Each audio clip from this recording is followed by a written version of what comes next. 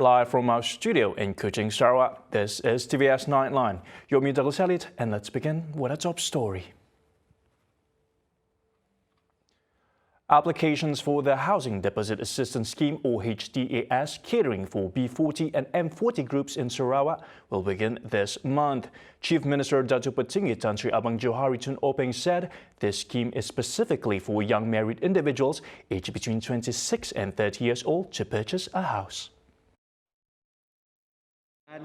Dari sudut ini, kita akan beri peruntukan untuk membantu orang within that category to buy house.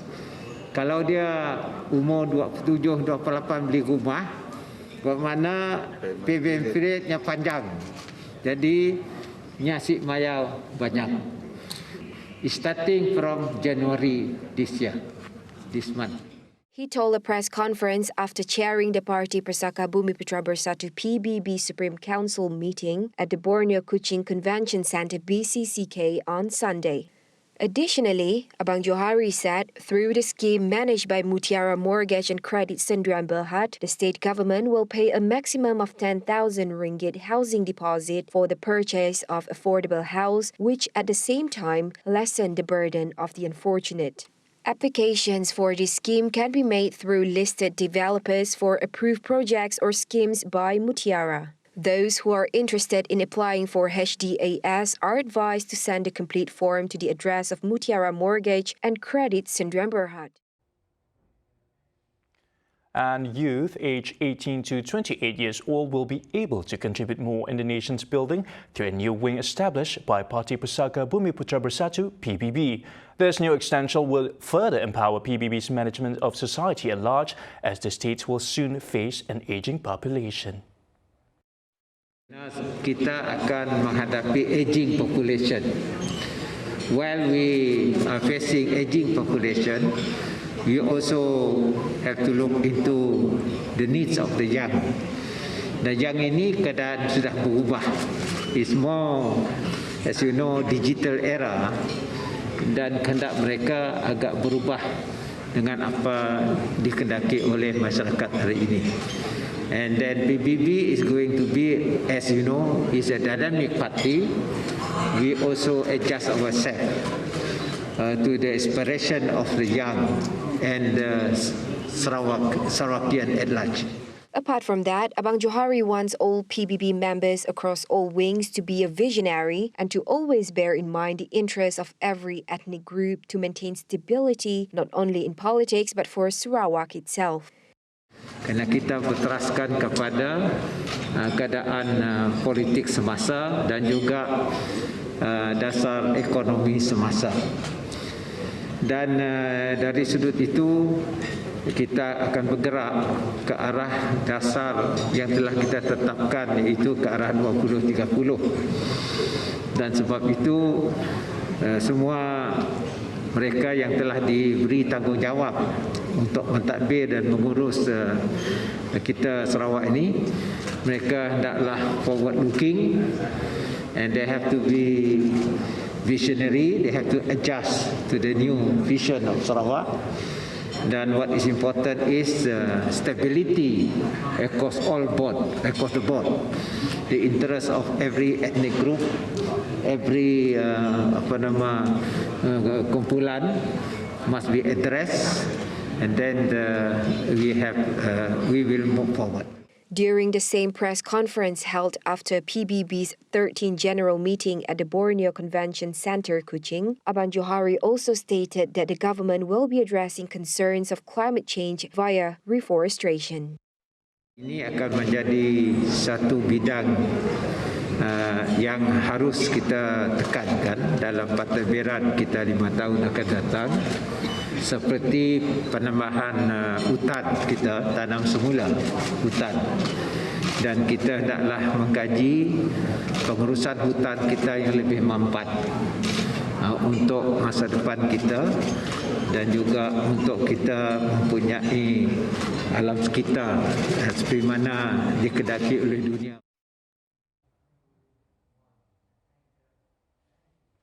The establishment of a new wing under Parti Pusaka Bumiputra Bersatu or PBB reflects how inclusive the party is to meet the current political outlook. State Minister for Women, Childhood and Community Wellbeing, Datuk Sri Fatima Abdullah, stated that such wing is crucial as the needs and interests of those within the 18 to 28 years old age group is different and ever-changing.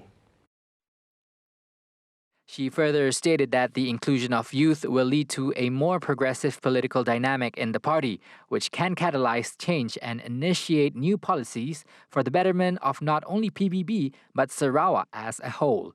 By establishing the new youth wing, FATIMAH is also in the view that senior members of PBB would be able to give opportunities whilst monitoring their progress as they carry out initiatives implemented by the government through PBB. She is also looking forward to see future collaborations between the new wing with PBB's Women's Wing. And Parti Rakyat Sarawak has expressed similar intention to follow the footsteps of Parti Pusaka Bumiputra Bersatu of establishing a new youth wing for youth aged 18 to 28 years old. Its Deputy President, Datuk Joseph Salang Gandum, the matter will be discussed at the party's Supreme Council meeting this coming January 22nd. He said establishing a new youth wing targeting the younger generation is indeed timely and the right move. Similarly, Party Democratic Progressive PDP Vice President Datuk Henry Jinap regarded the establishment of the new wing should be of practice by all GPS's component party. Earlier, Chief Minister and PBB Chairman Datuk Petinggi Tan Sri Abang Johari Tun Openg said he will amend the party's constitution in order for the establishment of the youth-oriented wing to be realised. The said amendment will be presented in PBB's triennial general meeting in June this year. Right, Palawan Municipal Council MPP Chairman Lu Keqiang assures road users that the council is working together with the Public Works Department and contractors to improve traffic flow in 7 Mile. The Batu Ketang Assemblyman said due to the traffic light intersection and the construction of the flyover bridge, which is set to be completed by April this year, commuters are experiencing inconveniences leading to slower traffic flow. Hence, he urged commuters to remain patient until the 7th Mile flyover project is completed. Adding to that, Low said this is due to various changes and at the same time, to solve this problem, the traffic light timing has been adjusted. Just to, a quick explanation. The traffic, the traffic, how do you call it? The timing. The traffic timing from 6 a.m. to 9 a.m. Towards Syrian, we have increased it to the maximum 140 seconds before it turns red. And from 5 p.m. to 7:30 p.m., coming down from Syrian to Kuching, we have increased it to 120 seconds. We have reached the the threshold. If we want to put it that way, Going up remains 70 seconds. Coming down. Law disclosed that the council is also urging the Lebuh Raya Borneo Utara LBU contractors to expedite the bridge construction in the effort to reduce traffic congestion in the area. We are also controlling the signals from Haji Baki to Sentosa, Sentosa to Haji Baki as well. Because this is a 4-way junction. If it's a 2-way junction, which will happen when the bridge is completed, then you have no need any more seconds. The cars just go straight up and straight down. There will be no more traffic jams. Meanwhile, Wilfred Yap Yausin, Kota Sentosa Assemblyman, hopes that the public will remain patient with the temporary traffic situation at Mile 7, promising that in 4 months, the bridge will be completed. And I hope the public will bear with us. Look at the longer term. We are not going to have traffic jams anymore. So hopefully you bear with us. It's just another 4 months. Contractor has promised that he will complete by April.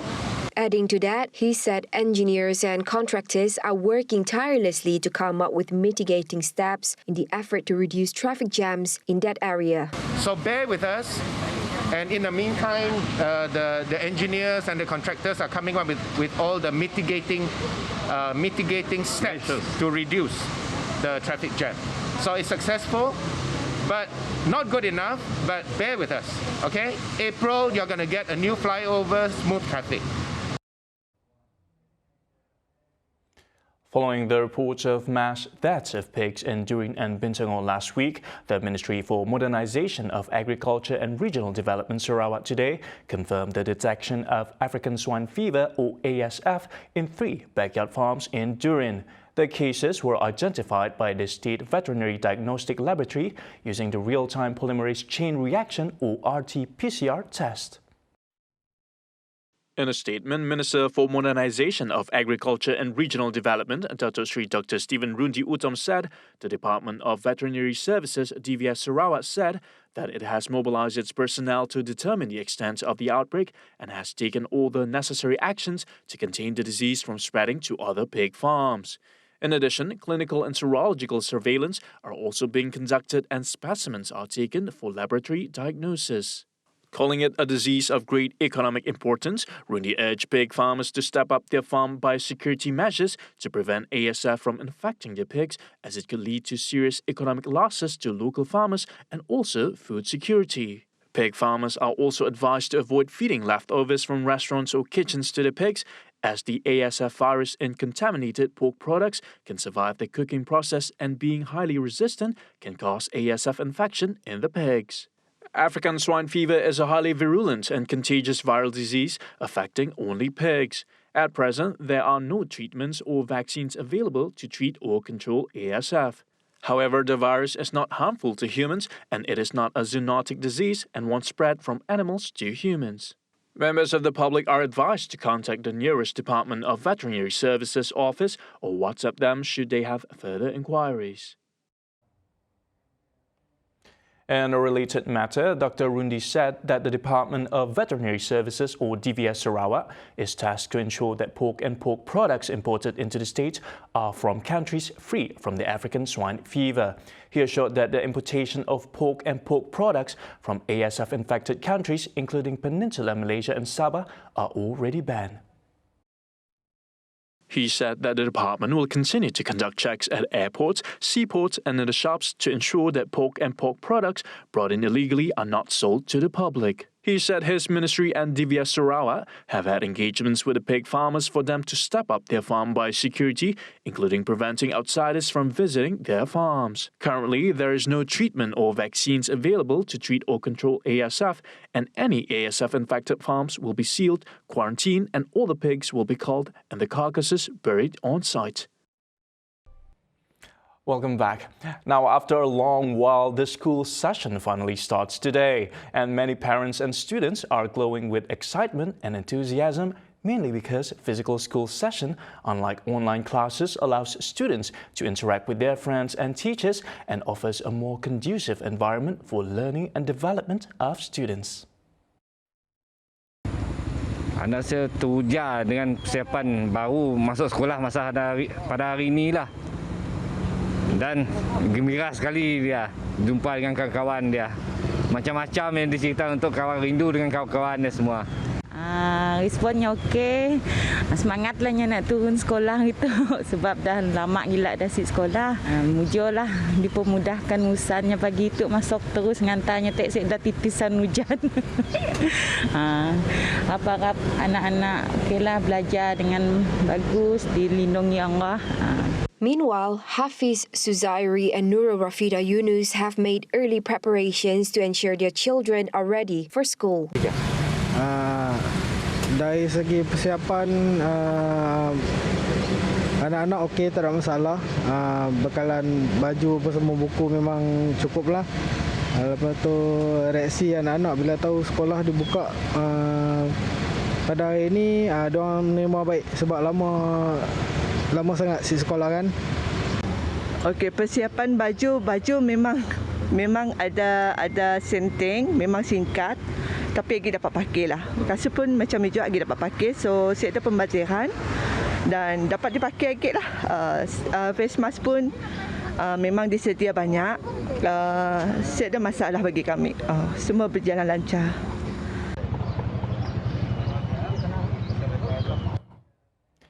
A man in his 30s was arrested for allegedly punching a food delivery rider, causing the latter to suffer facial injuries.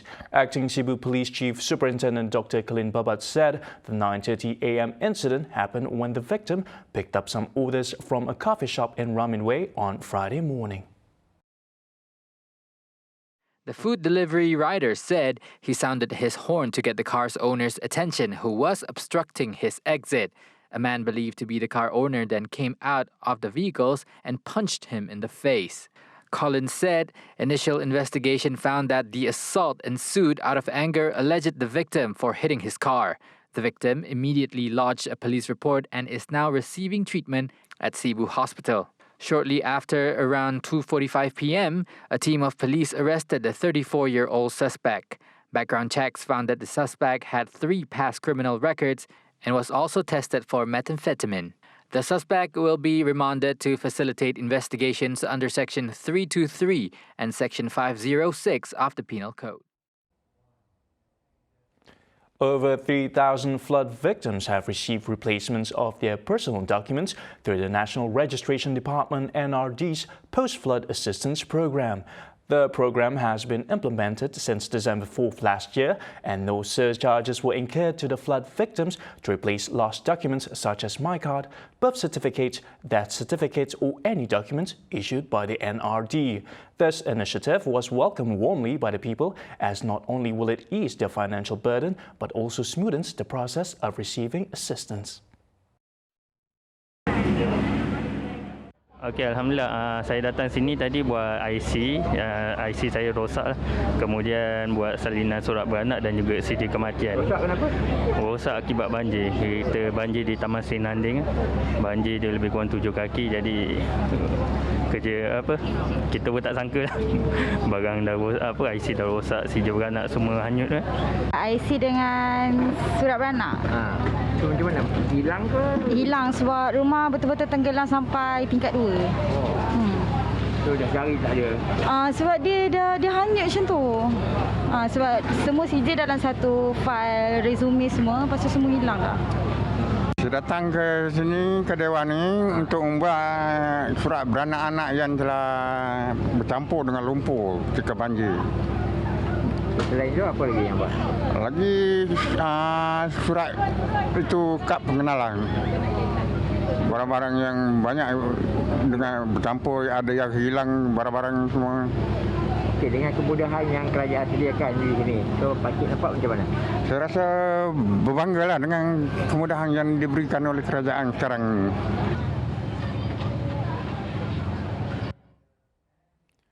Over 10,000 houses will be repaired, while 283 houses will be rebuilt following the disastrous flood that struck several states in Peninsular Malaysia. Construction has begun last Saturday, undertaken by 2 ministries, namely the Ministry of Rural Development and Ministry of Housing and Local Government. Jadi, Kementerian Pembangunan Luar Bandar sudah ada data yang disediakan untuk baik pulih di tiap-tiap negeri yang disebut. Misalnya di setakat ini kita telah menerima lebih kurang 1,879 untuk baik pulih di kawasan banjir di seluruh negara, dan untuk bina baru 165 yang setakat ini yang kita terima.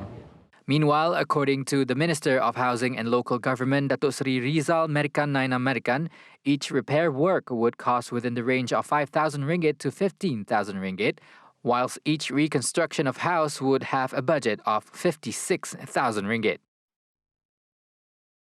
Tempoh yang kita sasarkan adalah di antara 4 ke 6 bulan, manakala untuk baik pulih sekitar 2 minggu.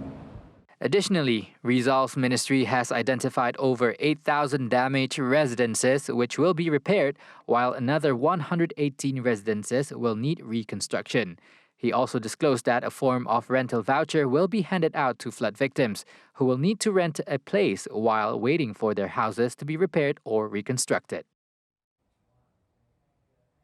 The Ministry of Health, MOH, is constantly monitoring the supply and expiry date of COVID-19 vaccines received by Vaccine Storage Centers, PSV, and Vaccination Centers, PBB, and thus no expired COVID-19 vaccines were supplied to the centers.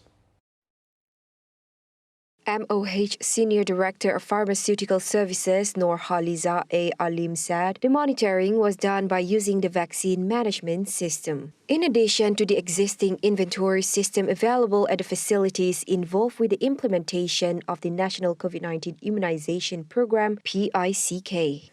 Nurhaliza explained that the shelf life of pharmaceutical products, including COVID-19 vaccines, was determined based on the real-time stability tests conducted by the manufacturers for a specific storage temperature. She said a vaccine's shelf life would differ if there was a change in its storage temperature. A new vaccine expiry date would be given based on the shelf life extension application submitted by the manufacturer to the National Pharmaceutical Regulatory Agency (NPRA) for evaluation. Nurhaliza said the NPRA had approved the shelf life extension for the Comirnaty Pfizer vaccine from 6 to 9 months, CoronaVac Sinovac vaccine manufactured in China from 9 to 12 months, and CoronaVac Sinovac vaccine manufactured by Pharmaniaga Life Science Malaysia from 6 to 12 months.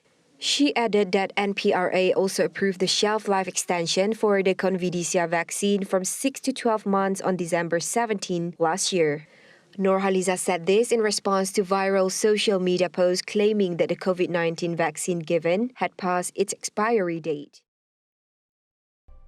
We're back with global updates. A team of researchers in Cyprus have discovered a new strain of the coronavirus called the Delta Cron.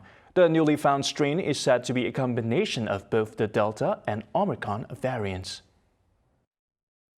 The discovery was named Delta Cron due to the identification of Omicron-like genetic signatures within the Delta genomes.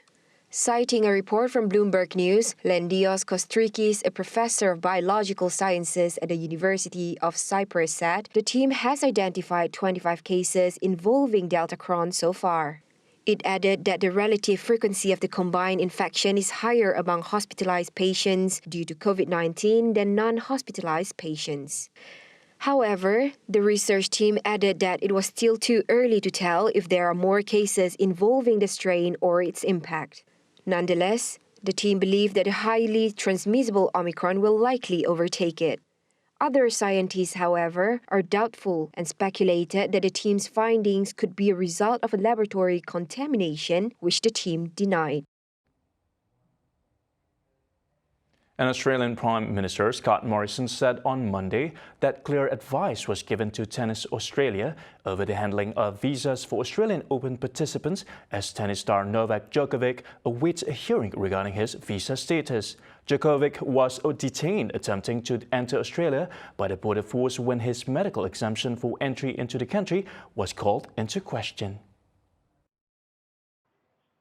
Responding to the accusation that the federal government gave conflicting advice, Morrison said that the government's guidelines could not have been more clear when they were announced in November of last year. Well, the matter is before the court, so I'm not going to be making any comment on the matter before the court. And in relation to any other action the government may undertake. I mean, that's purely a matter before the courts at the moment.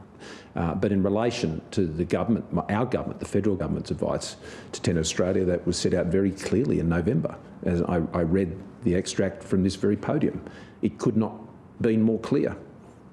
According to court documents, Novak tested positive for COVID-19 on December 16. Djokovic and Tennis Australia were informed in November, according to the Sydney Herald, he would not meet quarantine-free approval and couldn't meet the national standard created by the Australian Technical Advisory Group on Immunisation. And for the second year in a row, the prestigious Grammy Awards have been postponed, this time due to another surge of the COVID-19 infection in the United States caused by the Omicron variant. The 64th annual ceremony, which was originally slated for January 31st, will be rescheduled to another date, which will be announced sometime in the near future.